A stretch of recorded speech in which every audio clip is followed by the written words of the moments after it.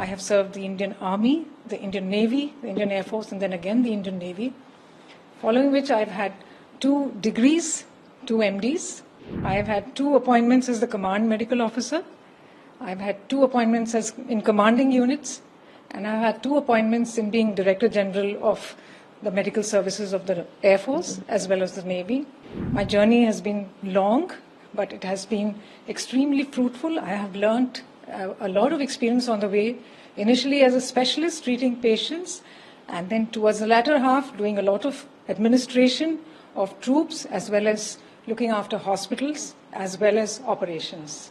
It feels absolutely wonderful that I have been able to be appointed as the first lady to be the Director General Armed Forces Medical Services, to be able to do and carry out what I envisaged and wanted to do for the medical services. I thank the government for this opportunity that they have given me, and it has been a long journey for me.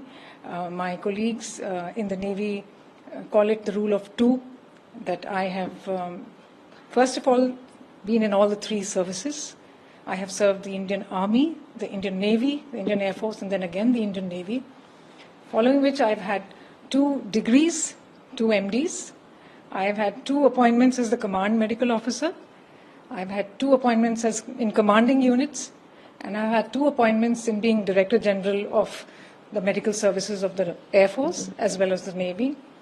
My journey has been long, but it has been extremely fruitful. I have learnt a lot of experience on the way, initially as a specialist treating patients, and then towards the latter half doing a lot of administration of troops as well as looking after hospitals as well as operations.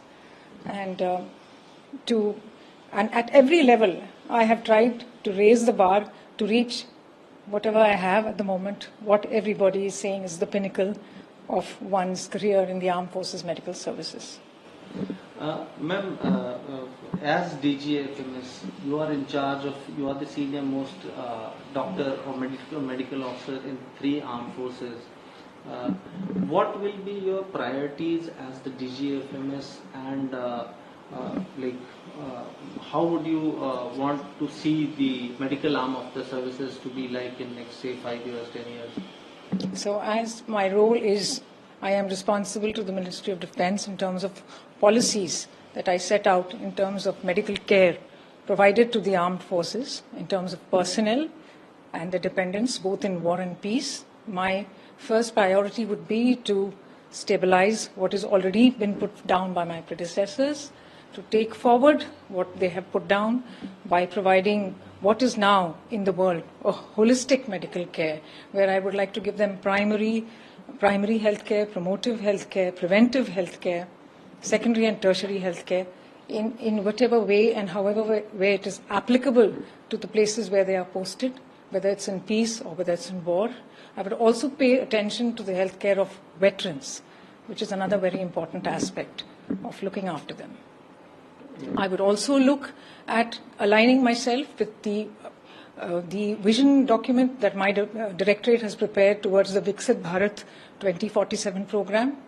I will look at digitization, which is one of my primary focus areas, where I would like to digitize. I would like to amalgamate the communication between all the 3 forces, the Army, the Navy, and the Air Force, where all the 3 medical services could communicate with each other and produce the best results and the highest standards of medical care that can be provided to the armed forces medical personnel and their dependents. Ma'am, a few years back, from 2020 onwards, we had seen the armed forces medical services. It was in a major way involved in protecting the armed forces, the troops, the personnel officers from the pandemic of COVID. And that was a big achievement, looking at the numbers and the kind of operations they were carrying out at that time. Yes. Now also we are seeing monkeypox and other pandemics spreading in different parts of the world. Any preparations for this and in general to be able to counter any pandemics if anything of that sort happens? So we all had our experiences in 20 and 21 regarding the pandemic. I was initially in Southern Naval Command in 2020, where I managed to, we had a lot of preventive measures which were taken. We also were engaged in the Samudra Setu program, where we had to, evacuate the foreign, the expats who came back to India. So we had a lot of experience with that. We wrote down our experiences, and now we've converted them into standard operating protocols, which we have, which we knew that for the future we may require them. Then in 21, when I became the commandant of INHS Ashwini, we dealt with the phase 2, which everybody knows how difficult it was for everybody. So we have many plans in place if there is a sudden onslaught of anything. We have preventive plans. We are following all the WHO guidelines and the guidelines issued by the Ministry of Health and Family Welfare. And I don't think we will have any issues in, whenever the situation arises. And recently, when there was an earthquake in Turkey, we saw our doctors acting as ambassadors, and India got a lot of goodwill due to the efforts of Indian doctors who were posted in, who were deployed in Turkey for relief operations. Now we are seeing a lot of conflicts and other things happening. If need be, can India set up, like the armed forces, help in setting up medical facilities and other things in foreign locations if required? If we are tasked to do so, we have the capacity to do so. If we are tasked to do so by the government, we will be able to do so.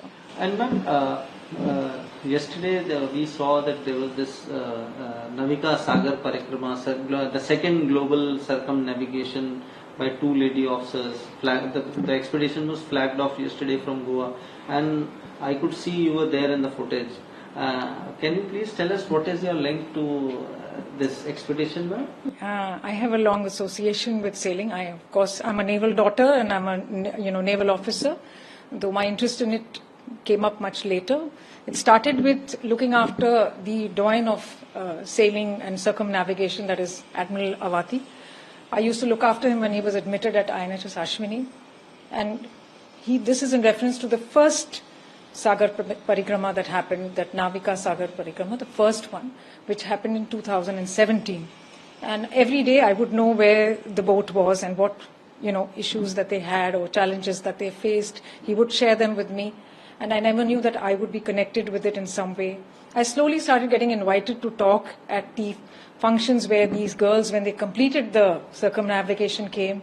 And after that, I was very pleasantly asked to volunteer to make a sail from Kochi to Lakshadweep in order to encourage more young lady officers to volunteer. So I sailed as in the rank of Rear Admiral for 3 days in a 6-man Indian naval sailing vessel called Bulbul from Cochin to Lakshadweep.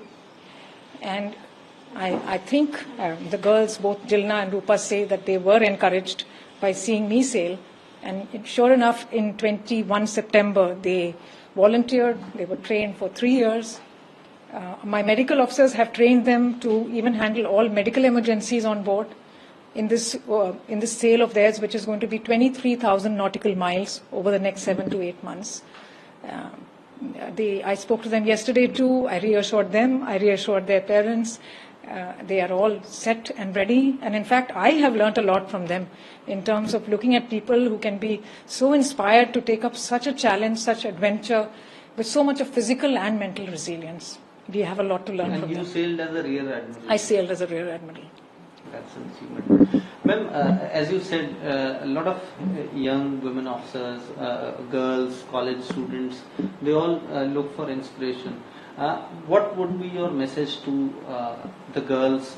We are seeing a lot of them joining the armed forces now in all arms. What would be your message to those girls about the armed forces? I would tell all the girls that the armed forces is a fantastic profession to take on. It is not only a profession, but it is a way of life. You learn discipline, you get an education, you learn how to behave, you learn how to work as a team. It becomes a really good way of life. It is a stable job with financial independence, a lot of teamwork, a huge family that comes to your support whenever you want. with healthcare. So I would suggest and I would tell all young girls that this is one where all your dreams can be encouraged. They can be all amalgamated into one. It's a level playing field. And I'm here as an example that if you be professionally involved in what you do and build yourself, build your career, keep upgrading your skills, keep climbing higher and higher, you will definitely be very happy in this profession. And it's my messages to all the young doctors there. Please join the Army Medical Corps, serve the nation to protect the protectors. I am sure that you will be very happy and professionally satisfied. What does Haryana's youth want? What's the political mood of the region? Will these assembly elections correspond to Lok Sabha election results? सरकार बनेगी तो 36 बरादरियों की सरकार बनेगी। Ram Ram. Who will have the last laugh? Will it be Naib Singh Saini of BJP or Bhupinder Singh Hooda from Congress? Will turn the tables this time. Haryana में मौजूद हैं हम इस वक्त। Get to know the ground reality of the Haryana elections 2024 with real-time updates in your language and your preferred platform. Only on ABP Live Election Center. Sahi information, har election.